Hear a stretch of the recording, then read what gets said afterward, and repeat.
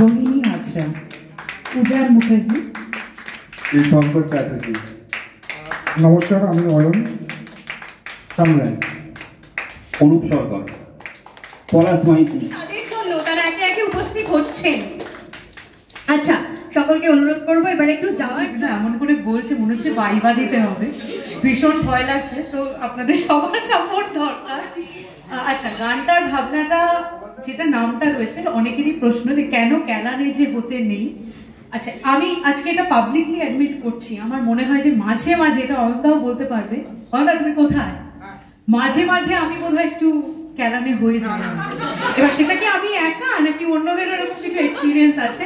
নেভারথেলেস, jokes aside, গানটার নাম এই জন্যই এটা রাখলাম, তার কারণ হচ্ছে যে এখনকার যে পৃথিবী আমাদের, সব সময় ছুটছি আমরা, র্যাট রেস, সব সময় we have to be the best, সব জায়গায় we have to say the right things, we have to be diplomatic.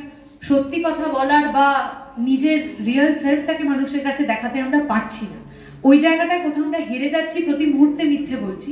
তো সেই কারণে এই পৃথিবীটা বোধহয় ক্যালানেদের নয়, এই পৃথিবীটা বোধহয় যারা খুব চালাক, যারা খুব স্মার্ট তাদের, কিন্তু কোথাও গিয়ে তো আমরা ক্যালানেরাও রয়েছি। একদম টেনশন তো ছিল, মানে ভীষণ, সবার কেমন লাগবে, আপনাদের কেমন লাগবে।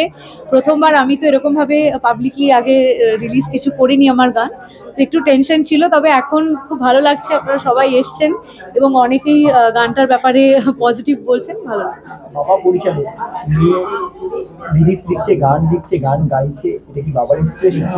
হ্যাঁ, হয়তো তাই, মানে ছোটবেলা থেকে ওই বাড়িতেই তো বড় হয়েছি, সবসময় সাহিত্য, নাটক, গান এইসবের মধ্যেই বাড়িতে চর্চাটা তো রয়েছে, হয়তো সেটারই ইন্সপিরেশন বলা যেতে পারে। হ্যাঁ, এই গানটাতে পার্টিকুলারলি বাবা হেল্প করেননি, মানে উনি চেয়েছেন যে আমি নিজের মতো করে স্বাতন্ত্রিকভাবে এই গানটা করি। তবে হ্যাঁ, মানে গানটা যখন হয়েছে উনি মানে বেশ ইমপ্রেসড হয়েছেন, উনি বোধহয় ভাবেননি যে মানে একটা ম্যাচিওর লেখা আমি হট করে লিখে ফেলবো, বা এরকম একটা গান যেটা সারেগামা বেঙ্গলিতে রিলিজ হবে, সেই এক্সপেকটেশনটা যা হয় বাবা মাদের, তো মানে ওনারা প্রাউড হয়ে যান আর কি, সেটাই হয়েছে।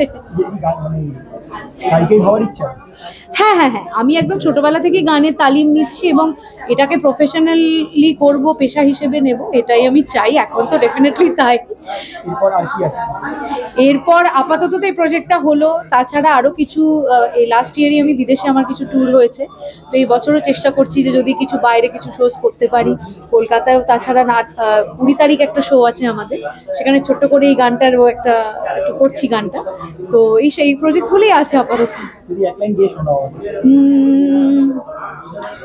যেমন সুক্ত দেখি চুড়ি, জীবন চলে গেল গলি ঢেলে, তবু আশা রাখি ধন্য হয়ে যাব তোমাকে ফিরে পেলে। तीरारी रात तो तीरारी रात तो तीरारी तारा रात तो तीरारी रात तो तीरारी रात तो तीरारी। Thank you.